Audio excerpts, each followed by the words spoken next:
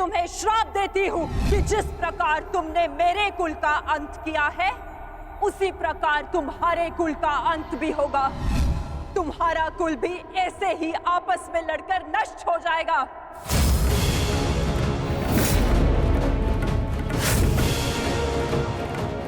मैंने कहा था गांधार नंदिनी से कि श्राप नहीं, पाप मनुष्यों के नाश का कारण बनता है। आज यादवों के पाप उनके नाश का कारण बनेंगे।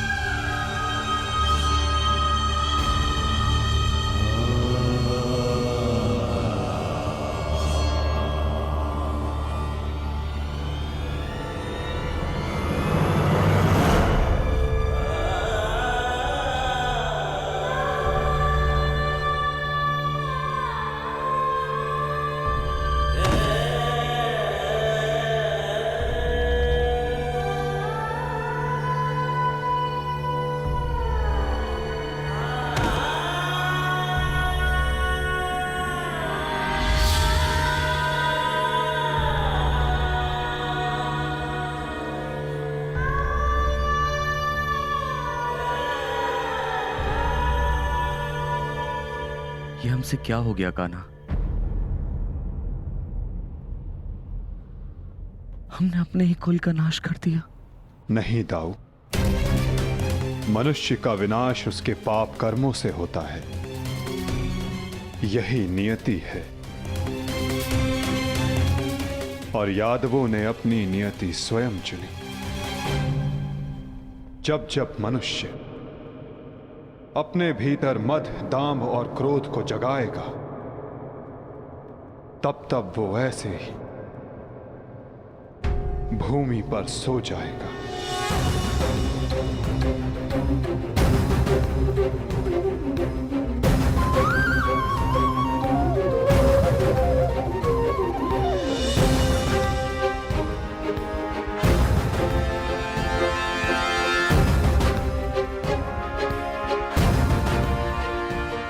ये विनाश संसार के लिए एक उदाहरण होगा कि मद से उपजित क्रोध सदैव अपना और अपनों का सर्वनाश करता है।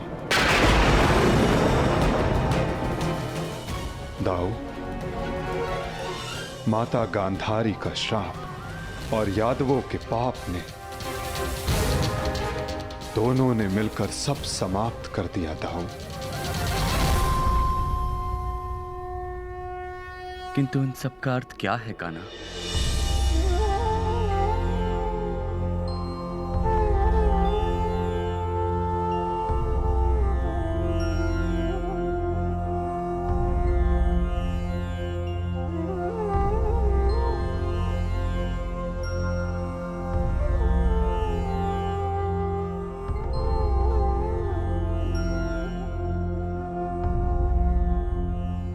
इसका अर्थ यह है दाऊ कि हमारा कार्य पूर्ण हुआ, कि हमारे जाने का समय हो गया है। हमारे जीवन का लक्ष्य अब पूर्ण हो गया है।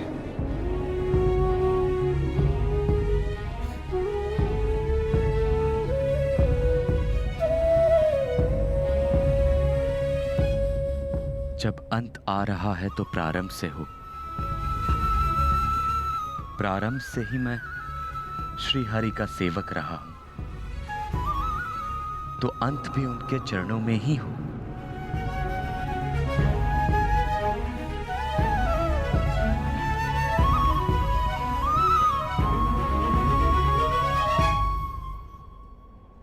नमो भगवते वासुदेवाय।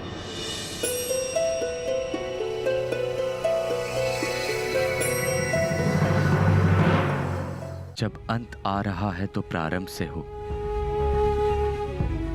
प्रारंभ से ही मैं श्री हरि का सेवक रहा हूं, तो अंत भी उनके चरणों में ही हो।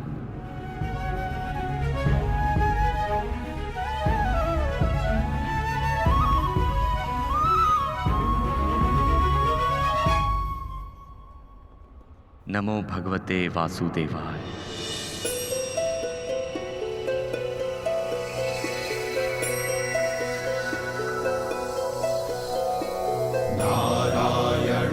नमस्कृत्य नरं चैव नरोत्तमं देवीं सरस्वतीं व्यासं ततो जयम् उदीरये।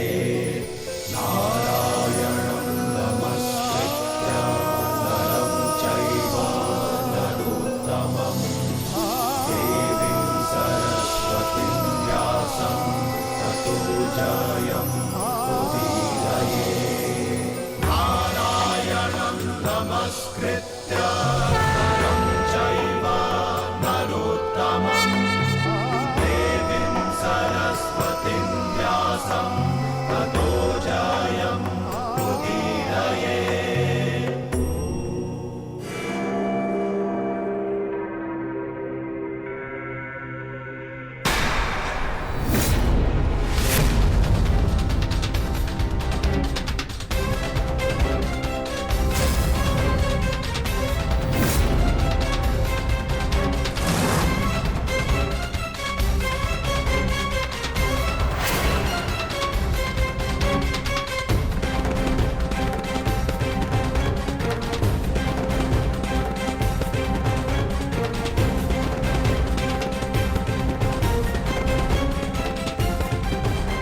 हे ईश्वर, ये कैसा नरसंहार है?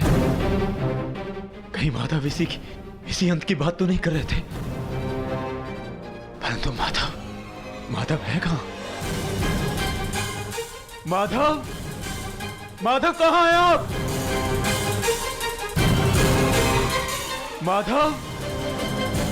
माधव कहां हैं आप?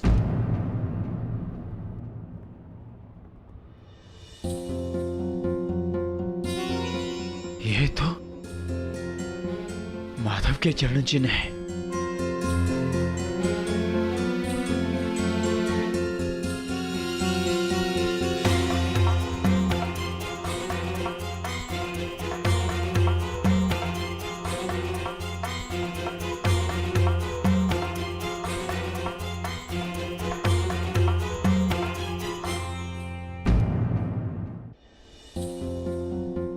ये तो माधव के चरण चिन्ह है।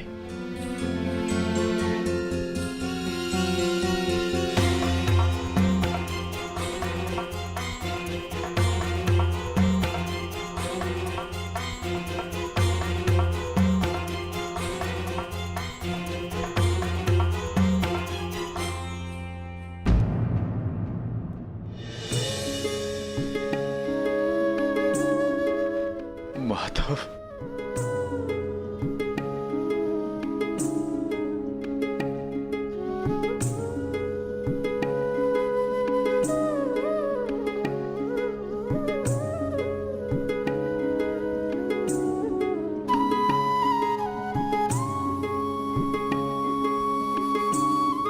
आओ पार्थ, तुम्हारी ही प्रतीक्षा थी।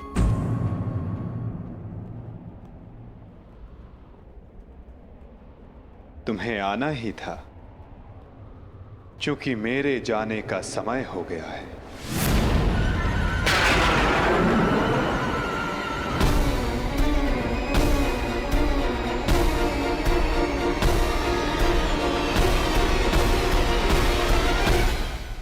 ये सब क्या हो गया माधव? ये विनाश कैसा? हर प्राणी के जीवन का एक कारण होता है, एक लक्ष्य होता है पार्थ, और उस लक्ष्य के पूर्ण हो जाने के पश्चात उसका सृष्टि में रहना संतुलन बिगाड़ता है। कुरुक्षेत्र के युद्ध में जो शक्ति शेष रह गई थी, वो संतुलन बिगाड़ रही थी पार्थ। जब शक्ति के साथ उत्तरदायित्व का भान ना हो तो मनुष्य पापी बन जाता है, और यादवों के अंत के साथ उस पाप का भी अंत हुआ पार्थ। सदैव स्मरण रखना पार्थ, बिना उत्तरदायित्व के भान की शक्ति सदैव विनाश लाती है।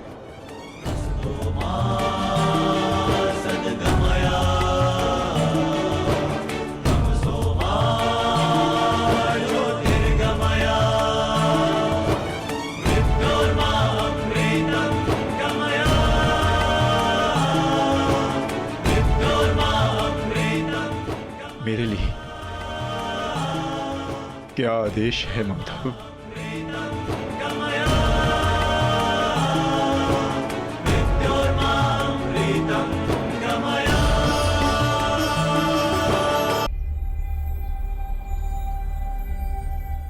काल की भूख मिट चुकी है पार्थ, परंतु सागर अब भी प्यासा है।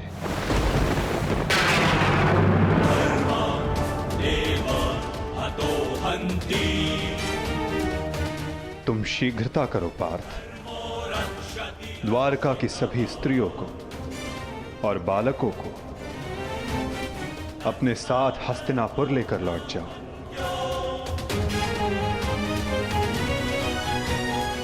ताकि वो हस्तिनापुर के परिवर्तन का भाग बनकर धर्म के मार्ग पर चल सके, नवीन युग का आलिंगन कर सके। परंतु माधव, आप? आज मैं तुम्हारा सारथी नहीं हूं पार्थ। आज मैं तुम्हारे किसी भी प्रश्न का उत्तर नहीं दे सकता। आज मैं तुम्हारा सखा हूं, एक ज्येष्ठ भ्राता के समान हूं पार्थ, और जैसा मैंने कहा है वैसा करो पार्थ।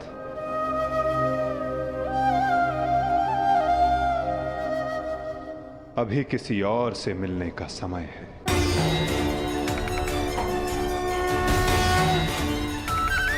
जैसी आपकी आज्ञा।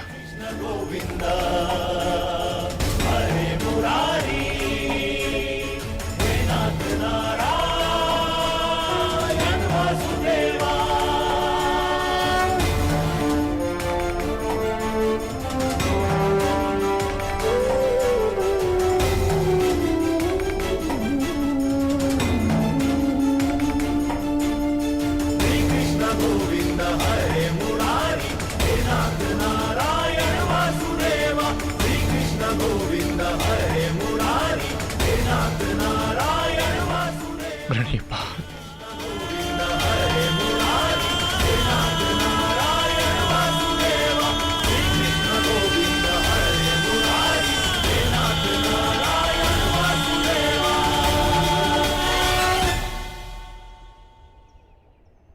कौरव वंश के वट वृक्ष महामहिम भीष्म, जिन्हें इच्छा मृत्यु का वरदान था, क्या वासुदेव ने उन्हें अपने छल से धराशाही नहीं करवाया है? यही तुम्हारा अंतिम अवसर है पार्थ। पितामह को इस पीड़ा से मुक्त करो पार्थ।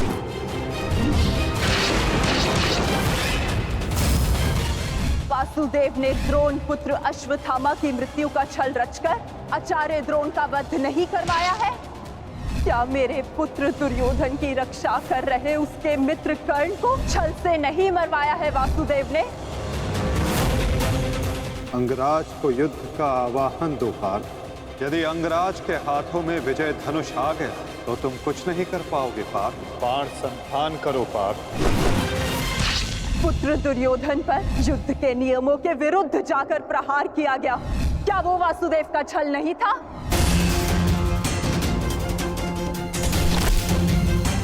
मैं तुम्हें श्राप देती हूँ कि जिस प्रकार तुमने मेरे कुल का अंत किया है, तुम्हारा कुल भी ऐसे ही आपस में लड़कर नष्ट हो जाएगा।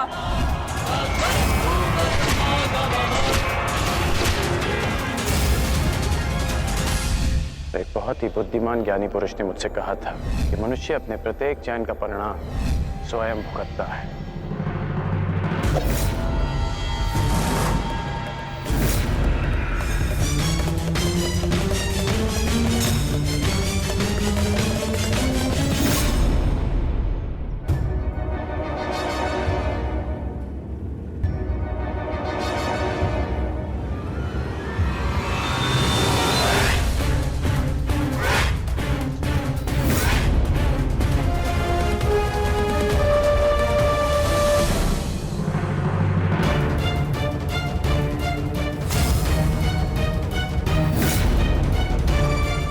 आज अच्छा आखेट मिलेगा।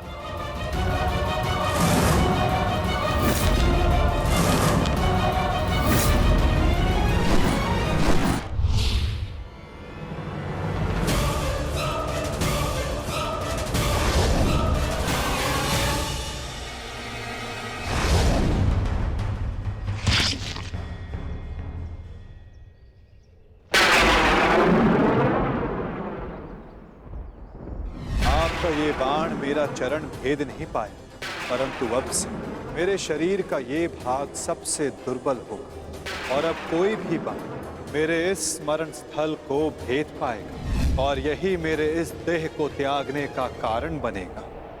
आपका स्वागत है कालदेव। माता गांधारी का श्राप अब पूर्ण हुआ।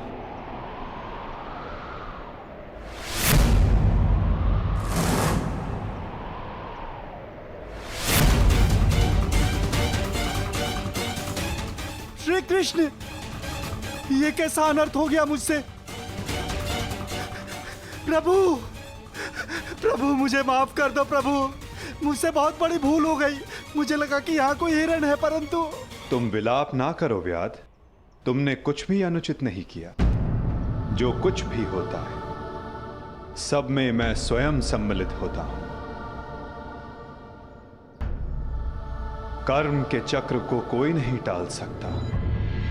त्रेता युग में मैंने जब श्री राम का अवतार लिया था, तब उस युग में तुम वीर वानर वाली के नाम से प्रसिद्ध थे और उस युग में मैंने बाण चलाकर तुम्हारा वध किया था और उस कारण हेतु आज तुम्हारा बाण मुझे आकर लगा है। मेरे जीवन का उद्देश्य धर्म स्थापना था और अब जब धर्म की नींव रखी जा चुकी है तो मेरी उपस्थिति इस धरती का संतुलन बिगाड़ देगी। हर मनुष्य इस धरती पर एक उद्देश्य लेकर आता है और उस उद्देश्य को पूर्ण करना उसका कर्तव्य होता है। मैंने अपने जीवन का उद्देश्य पूर्ण किया और आज तुमने अपना कर्तव्य पूर्ण किया व्याध, किंतु जब जब धरा पर अधर्म और अन्याय बढ़ेगा, मैं तब तब लौटकर पुनः आऊंगा। मैं जा रहा हूं, किंतु मेरी सीख गीता का ज्ञान बनकर समस्त संसार में शेष रहेगी। वो बालकों की चंचलता में होगी, इस संसार के कण कण में होगी। रूप बदलेगा, किंतु मैं सदैव रहूंगा। शरीर का अंत होता है, किंतु जो अमर रहता है वो है सीख।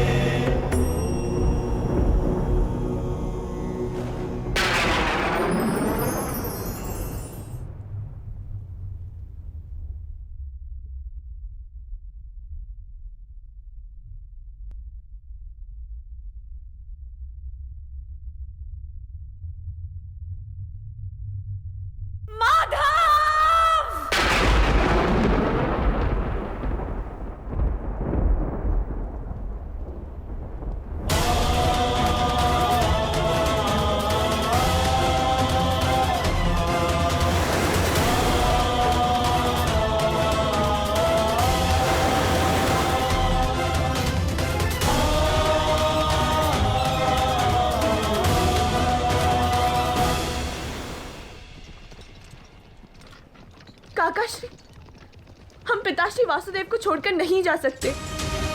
ये उनका ही आदेश है लक्ष्मणा। द्वारका का अंत होने को है। उनका आदेश था कि मैं तुम सभी को यहां से हस्तिनापुर ले जाऊं। मैं उनके आदेश का पालन कर रहा हूं और तुम्हारा भी यही कर्तव्य है।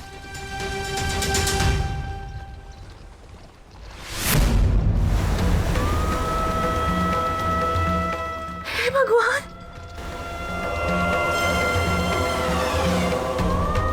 हमारा द्वारका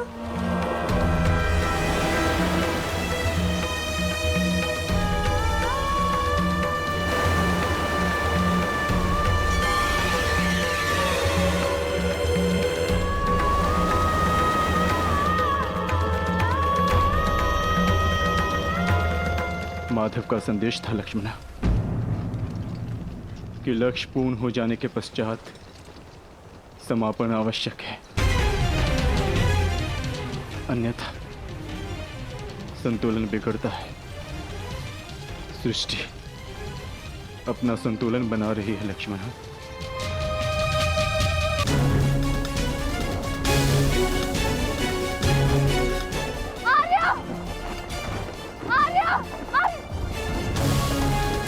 आर्य, माधव। क्या हुआ पांचाली? माधव किसी संकट में है आर्य। द्वारका पर कोई संकट आया, वो माधव किसी समस्या में। हम हाथ पर हाथ धरे नहीं बैठ सकते। शांत शांत शांत शांत पांचाली, शांत। तनिक सोचो, जो हर समस्या का हल है, जो हर संकट का मोचन है, उन माधव को कुछ नहीं होगा। और फिर अर्जुन द्वारका गया है ना? परंतु आर्य। धैर्य रखो पांचाली, माधव को कुछ नहीं होगा। मुझे उन पर पूरा विश्वास है और अपने अनुज अर्जुन पर भी।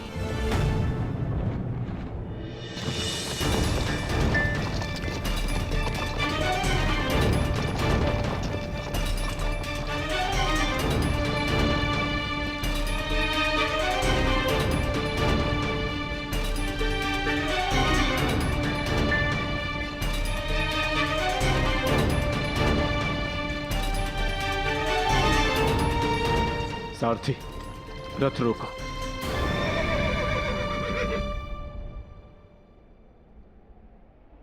ये स्थान सुरक्षित लग रहा है। क्या हुआ काकाश्री? आपने रथ क्यों रुकवा दिया? यात्रा थकान को जन्म देती है लक्ष्मणा। कुछ प्रहर विश्राम कर लेना चाहिए। चलो।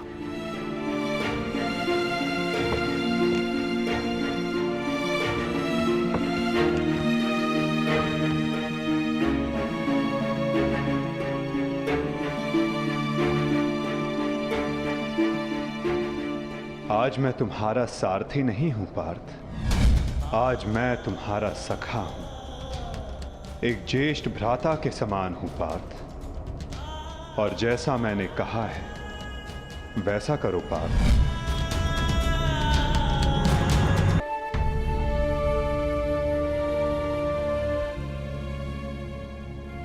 हम सभी मनुष्यों का जीवन एक यात्रा के भांति होता है लक्ष्मणा,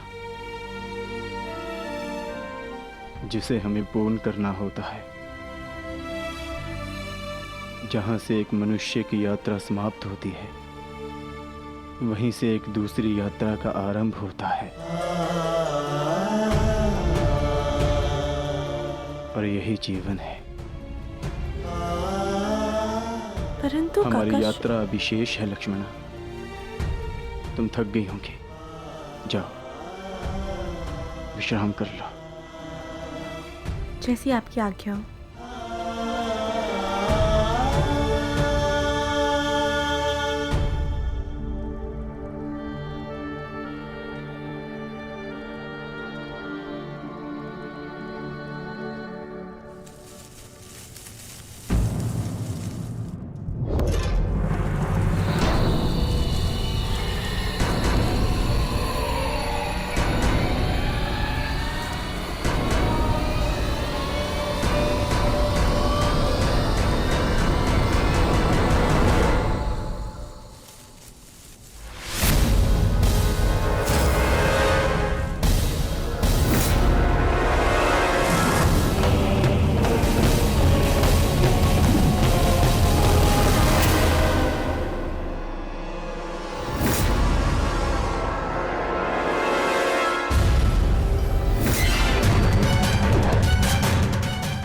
सावधान, पीछे हट जाओ, अन्यथा परिणाम भुगतने के लिए सज्ज हो जाओ।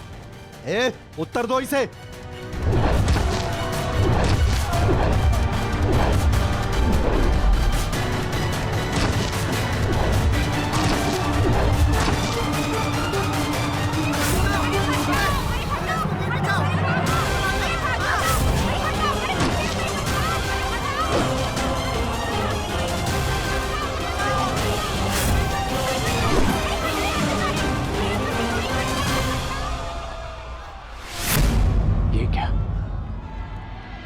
मैंने तो सहस्त्र चलाया था, मेरे बाण शस्त्र बाणों में परिवर्तित क्यों नहीं हो रहे?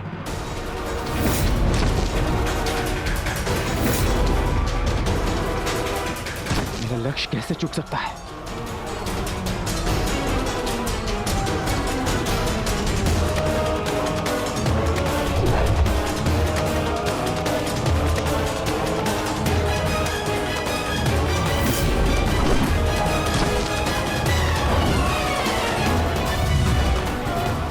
पर्वतास्त्र।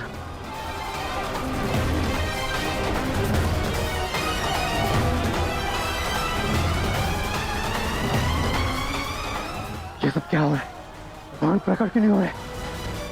कैसे करूंगा मैं सबकी रक्षा?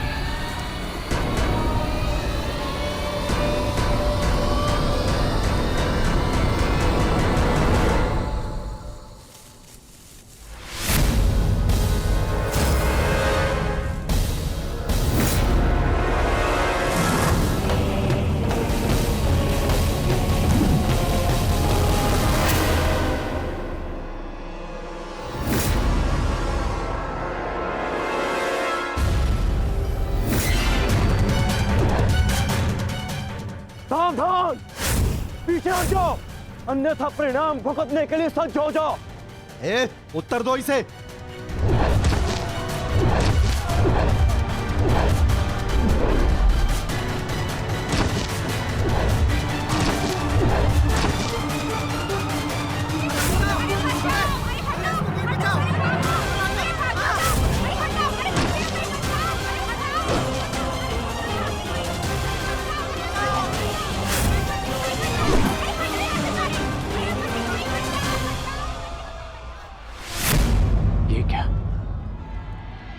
मैंने तो सहस्त्र चलाया था, मेरे बाण शस्त्र बाणों में परिवर्तित क्यों नहीं हो रहे?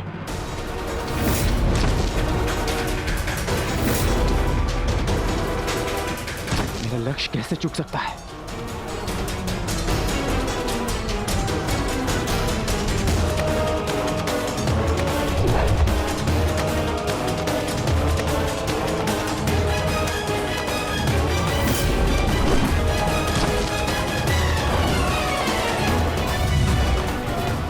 पर्वतास्त्र।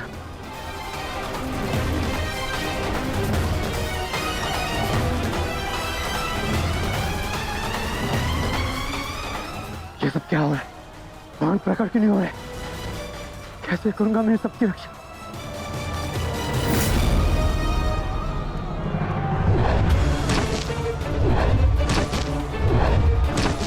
तुम शीघ्रता करो पार्थ, द्वारका की सभी स्त्रियों को अपने साथ हस्तिनापुर लेकर लौट जाओ।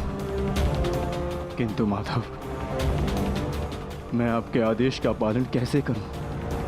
कैसे करूं इन सबकी रक्षा?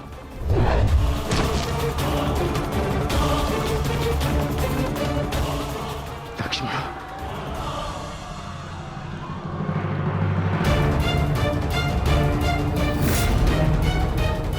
इधर छुप के बैठिए। उठ, उठ, चलो, चल, चल।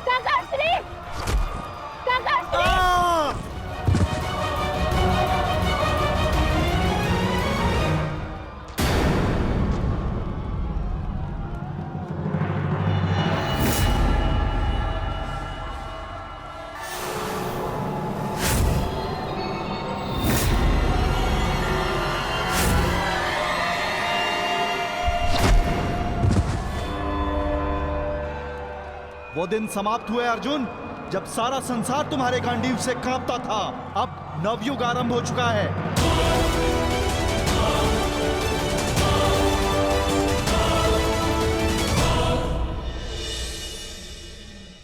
मैं समझ नहीं पा रहा हूं ज्येष्ठ, कैसे मेरे बाण अपना संधान नहीं कर पाए, कैसे मेरे गांडीव की प्रत्यंचा टूटी। मेरे रहते हुए मेरी सुरक्षा में आई कितनी स्त्रियों को वो कितने धन को लूट कर लेगा। मैं कुछ नहीं कर सका। मैं माधव के आदेश का पालन नहीं कर पाया। जैसे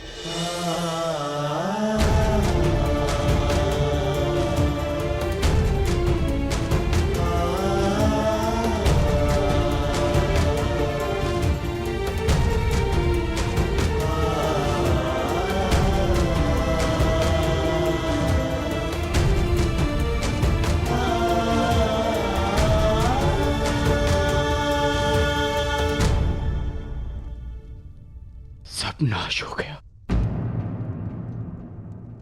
कुछ नहीं बचा। माधव का संदेश क्या है अर्जुन? हर प्राणी के जीवन का एक कारण होता है, एक लक्ष्य होता है पार्थ, और उस लक्ष्य के पूर्ण हो जाने के पश्चात उसका सृष्टि में रहना संतुलन बिगाड़ता है। द्वारका की सभी स्त्रियों को और बालकों को अपने साथ हस्तिनापुर लेकर लौट जाओ, ताकि वो हस्तिनापुर के परिवर्तन का भाग बनकर धर्म के मार्ग पर चल सके, नवीन युग का आलिंगन कर सके। मैं समझ गया अर्जुन, मैं समझ गया।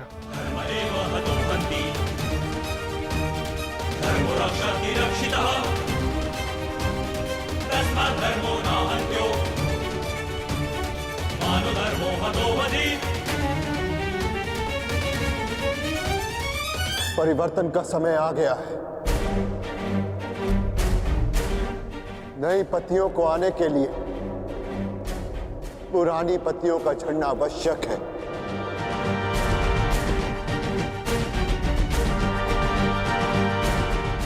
आपका मंतव्य क्या है आर्य? शीघ्र ही सबको सब कुछ समझ आ जाएगा।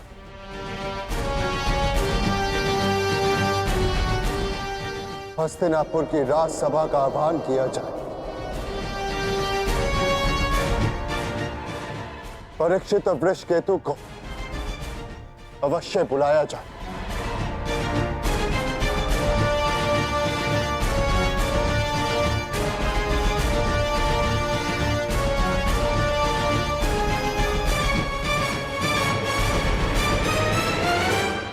आज ये सभा यहां इसलिए बुलाई गई है, जो योग्य है उसे उसका अधिकार प्राप्त हो।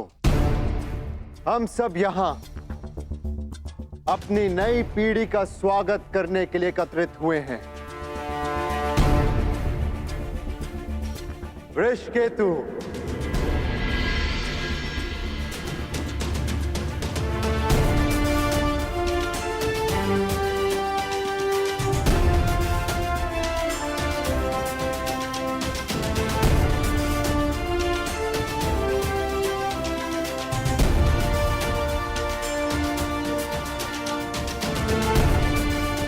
परीक्षित,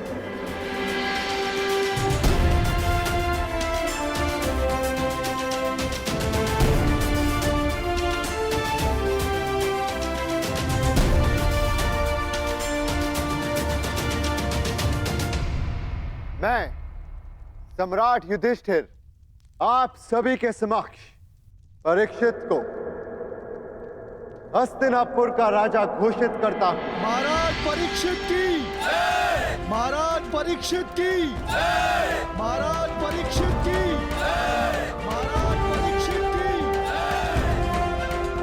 और वृषकेतु को इंद्रप्रस्थ नरेश घोषित करता हूं। महाराज वृषकेतु की, महाराज वृषकेतु की, महाराज वृषकेतु की, महाराज वृषकेतु की।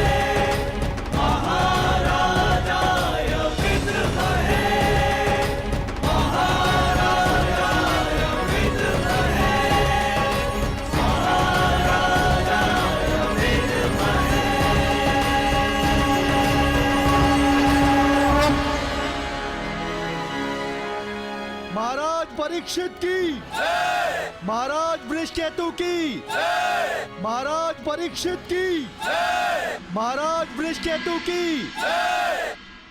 सदैव एक दूसरे का साथ देते रहना और स्मरण रखना कि शक्ति बिना उत्तरदायित्व के भान के विनाश लाती है।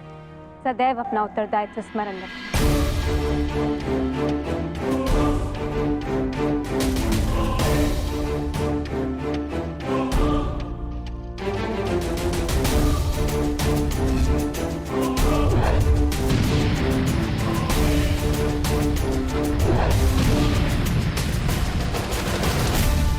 तुम्हारे पिता ने तुमसे छोटी आयु में चक्रव्यूह तोड़ा था।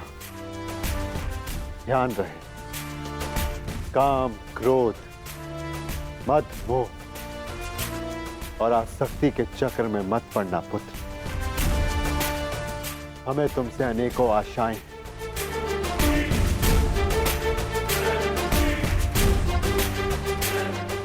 और तुम्हें उन पर खरा उतरना है। मुझे विश्वास है कि मेरे पश्चात परिवर्तन का है प्रारंभ होगा। हमारे पिता समाज के लिए प्रेरणा थे। तुम भी उनके जैसे सूर्य बनकर चमकना, उनके यश को और भी अधिक उज्ज्वल करना पुत्र।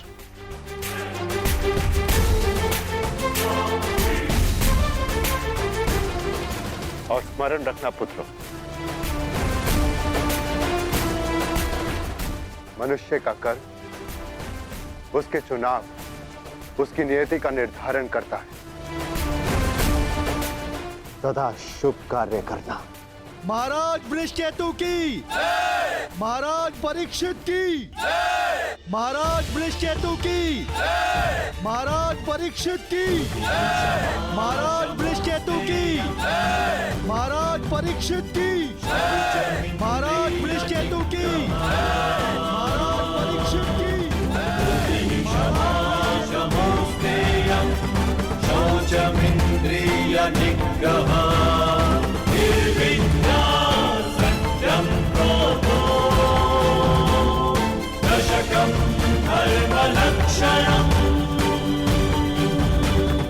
निर्विद्या सत्यं क्रोधो दशकं धर्मलक्षणम्। दशकं धर्मलक्षणम्।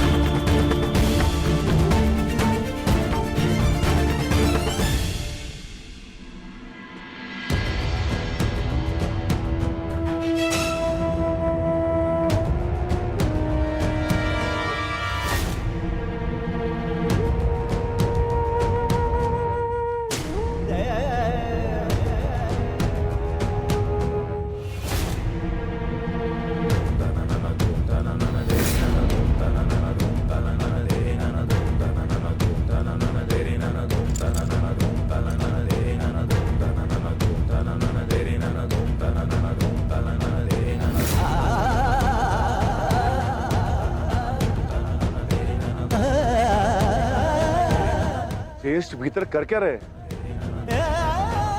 उन्हें भीतर के काफी समय हो गया है। हमें भीतर जाकर देखना चाहिए।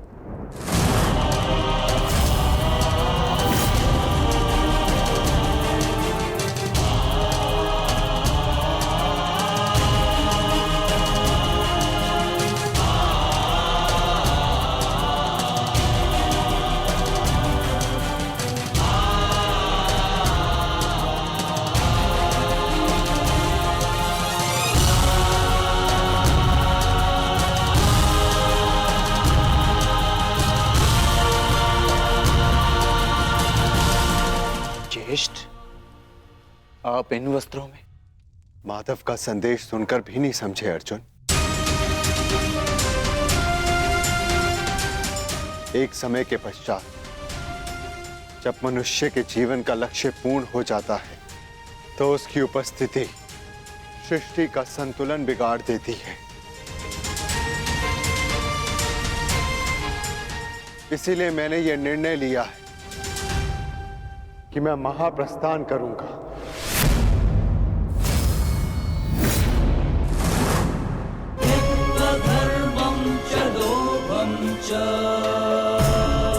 किंतु इस प्रकार आप हम सभी को अकेले छोड़ के नहीं जा सकते ज्येष्ठ।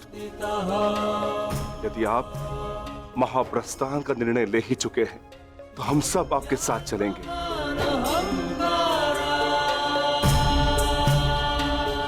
क्योंकि जहां आप है ज्येष्ठ, वही हमारा घर है। हाँ ज्येष्ठ, मनुष्य अपनी परछाई के बिना अस्तित्व में कैसे रह सकता है? हम पांचों भाई एक दूसरे की परछाई हैं।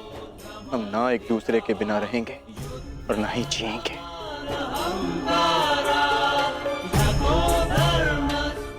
एक बार फिर आप सबने अपने भ्राता प्रेम का उदाहरण प्रस्तुत किया, किंतु मेरा क्या आर्य?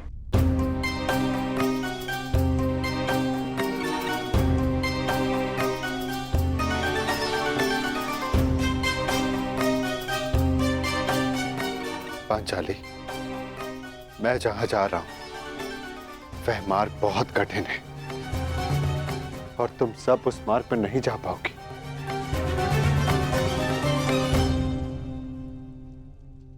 कोई भी मार्ग मेरे जीवन रूपी मार्ग से ज्यादा कठिन तो नहीं हो सकता ना आर्य?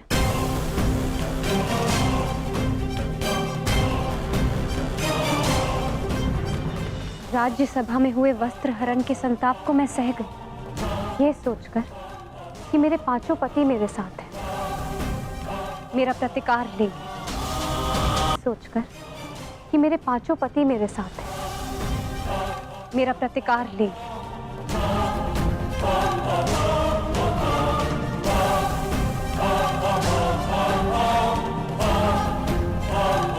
13 वर्षों के वनवास और अज्ञातवास को हंसते हंसते काटा, ये सोचकर कि मेरे पति मेरा त्राण करेंगे। मेरे पुत्रों की असमय मृत्यु से कठिन कोई और कंटक तो नहीं हो सकता ना आर्य, परंतु सहा मैंने, क्योंकि मेरे पुत्रों के पिता, मेरे पांचों पतियों का सानिध्य मुझे प्राप्त है और आज आप मुझे ही छोड़कर जा रहे। माता कुंती ने आदेश दिया कि पांचों भाई आपस में बांट, मैं बटी आर्य, परंतु मैंने आप पांचों को बटने नहीं दिया।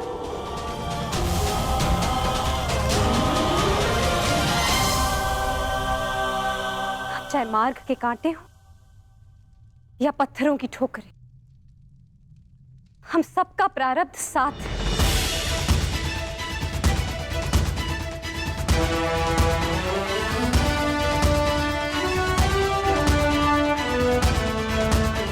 और यही मेरा निर्णय है आर्य, आप जहां भी जाएंगे मैं आपके साथ चलूंगी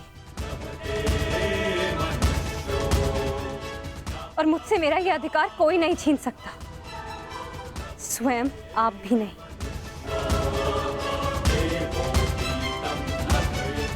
मैं चयन कर चुकी हूं आर्य, अब इस यात्रा का जो भी परिणाम होगा मुझे स्वीकार होगा।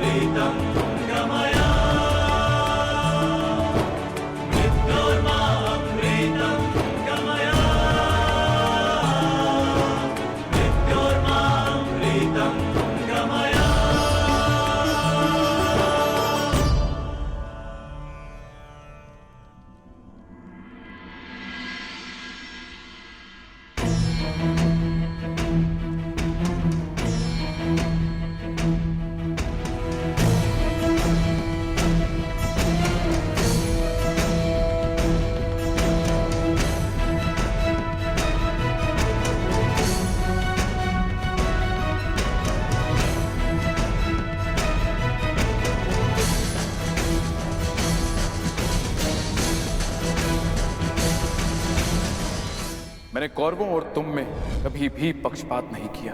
यदि प्रिय युधिष्ठिर को स्वीकार है तो हस्तिनापुर नया राज्य बनाने में तुम्हारी सहायता करे, परंतु पुत्र, इसके बदले मुझे भी तुमसे कुछ चाहिए। तुम्हारी माता कुंती यही हस्तिनापुर में रहे।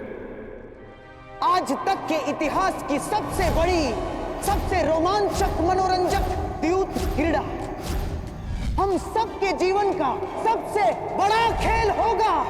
पांच की शक्ति दास हो गई दुर्योधन। युधिष्ठिर भी तुम्हारा दास हो गया। जो विजय संसार के सबसे बड़े युद्ध में नहीं मिल सकती थी, वो युद्ध के चाल में तुम्हारी हो गई। वो शेष है द्रौपद पुत्री पांचाली। पांचाली पांचाली पांचाली पांचाली पांचाली। अब ये द्रौपद पुत्री पांचाली विधिवत तुम्हारी दासी हुई। दुशासन, तुम मेरा अपमान करने वाली उस दासी को अपने इन भुजाओं से उसके बाल पकड़कर खींचकर इस सभा में लेकर आओ। दुर्योधन, तुम अपनी सीमा का अतिक्रमण कर रहे हो। वहीं पर उन्हें विराम लगा दो। तुम इस भांति एक स्त्री का अपमान नहीं कर सकते।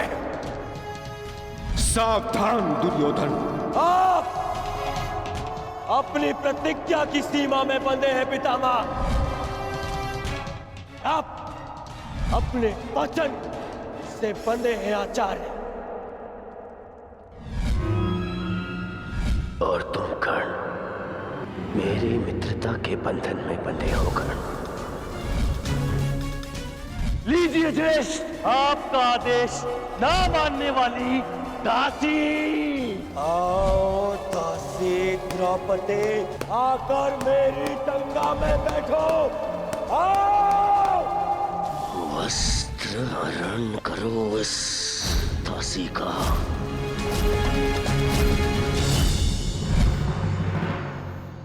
पुत्र परीक्षित, सदा द्यूत और शर्त से दूर रहना पुत्र।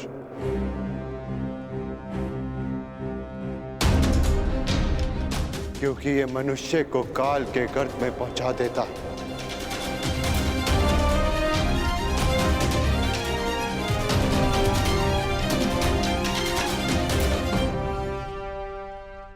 इस सभा में इतना सब कुछ हो जाने के बाद भी आप सब मौन हैं, परंतु इस अधर्मी दुर्योधन को उसके कुकर्मों का दंड अवश्य मिलेगा। और उससे पहले इस सभा में उपस्थित वो हर व्यक्ति जिसने मौन रहकर ये अधर्म होते हुए देखा, उन्हें उनके मौन रहने का दंड मिलेगा। श्राप है ये अपनी सुता द्रौपदी का।